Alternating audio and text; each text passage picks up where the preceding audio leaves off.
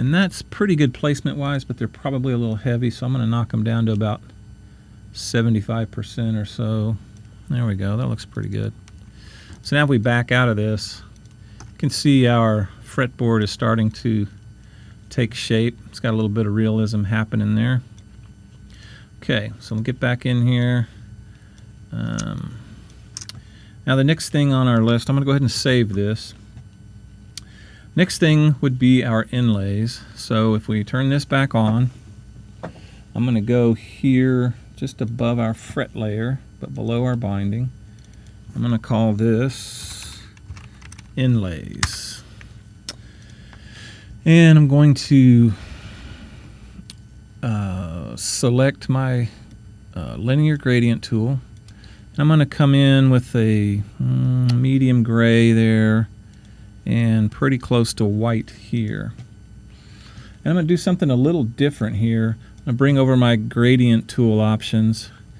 And what I want to do is I'm just going to go in and add a couple of more gradient layers to this. And I apologize, I don't have one of these done ahead of time. But I'm basically just alternating those colors. So we've got, gray, white, gray, white, gray, white. And I'm going to save that. And first thing I'm going to do is I'm going to grab next thing I'm going to do is grab my marquee tool, and I'm going to pull these out pretty much full height of the fretboard. We can go back and trim them. This is just easier to eyeball it and know that you've got things, consistent when you've got a little bigger target to work on. And with our inlay layer selected, I'm going to grab that gradient tool, and I'm just going to pop a gradient through there. Let me turn off this photograph. And you can mess around with this, and you could probably come up with a believable look for it, but it doesn't really look like mother of pearl. No matter what direction you turn it, it's really not convincing. I mean, that's okay, but not really what we're after. So here's a little trick that I learned a long time ago.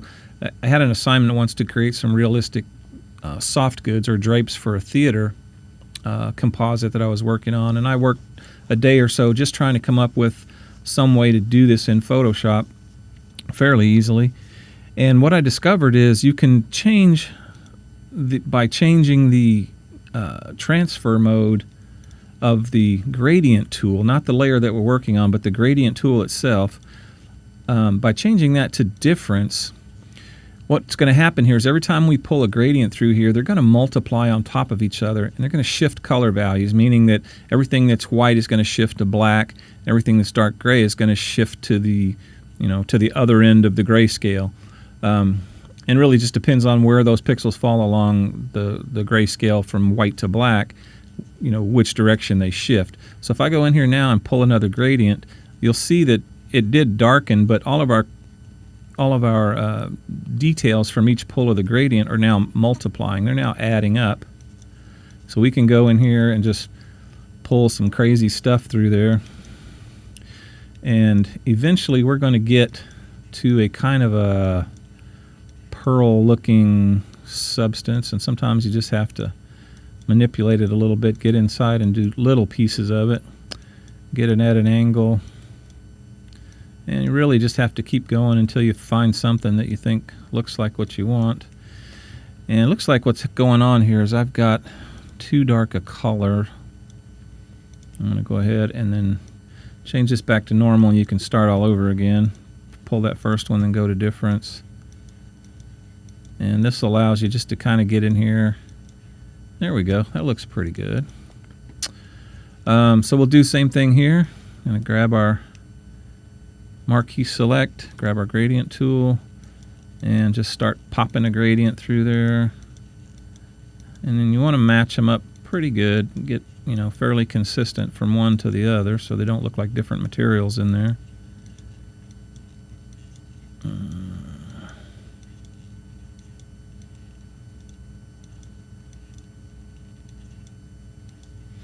There we go. That's not too bad. And this is this is one way to do it. If we really want this to look consistent and cohesive, and part of our overall look, the better way to do this would be just to, let's go ahead and trash that layer. I'm going to recreate that layer. Double click that to name it. inlays. What I'm going to do this time is I'm just going to come in, make sure I know where I'm doing here. I'm just going to come in from about this point to the outside edge of our project, and I'm going to just pull out one gradient in this whole box.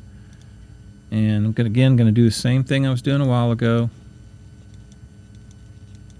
Just keep kind of popping and pulling this until we get to a point that we like what we see. And if you go too far, remember that we've got our, you might see one that you think, that was pretty good and I shouldn't have gone that far. You've always got your history palette. You can back up however many steps you want. And I saw one back there that was looking pretty good. Yeah, that's probably not too bad right there. We're just going to halt right there for sake of time. Then I'm going to turn this back on, and I'm just going to go in, and I'm going to pull a selection here. And again, I'm not really worrying about where they are. And if you hold down or how wide they are, we can go back and trim them up. And if you hold down the Shift key, you get the plus sign. That adds to our selection. Same thing again, plus, and hold that down again. So now we have our 4 inlays. Now it's just a matter of Control-Shift-I to invert our selection, cut it away, and there, oops, I nudged that a little bit. There are our inlays. I'll turn that photograph off. You can see that. And I'm not totally thrilled with the color, so I'm going to go ahead and grab my levels filter, and I'm going to brighten those up a little bit. The blacks are a little too black for me, so I'm going to bring those out a little bit. Darken the mids a touch. Basically limiting the dynamic range of this. That's better. It gives them a little bit more of a glowy effect. Now that we have all of this where we want it, we have our binding, our inlays, our frets, fret shadows, and our rosewood. I'm going to go in and I'm going to connect all of those. I'm going to link them all together. And remember, we talked earlier about our taper in our fretboard. There's a real easy way to do this. Now that we have all this created, well, actually, before I do that, I want to trim my inlays down a little bit. So with that layer selected, I'm just going to grab my Marquee Select tool, and I'm going to take these off the edge of the fretboard a little bit, just so they don't look as cramped. Trim that away. Okay, now we're ready. So with our rosewood layer selected, which is the back of this comp that we've been building, I'm going to go Edit, Transform, Perspective. And you'll see these little handles that fly out here. If I grab this handle, it's right at the edge of my document, so it's kind of hard to see, but if I grab that and pull it in, you'll see the bottom is also pulling in and tapering. It's not affecting us out here, but across these lines it's actually tapering that fretboard and everything inside it. And now if I hit enter to accept that, turn our photograph back on, and you can see that we've tapered all of those elements that we've just created to fit the photograph that we had in there as our model. And it also has tapered the edges of the inlays, which is a nice look. You know, they're almost trapezoidal to some extent now, which I don't have a problem with. So there we have it. That's our fretboard.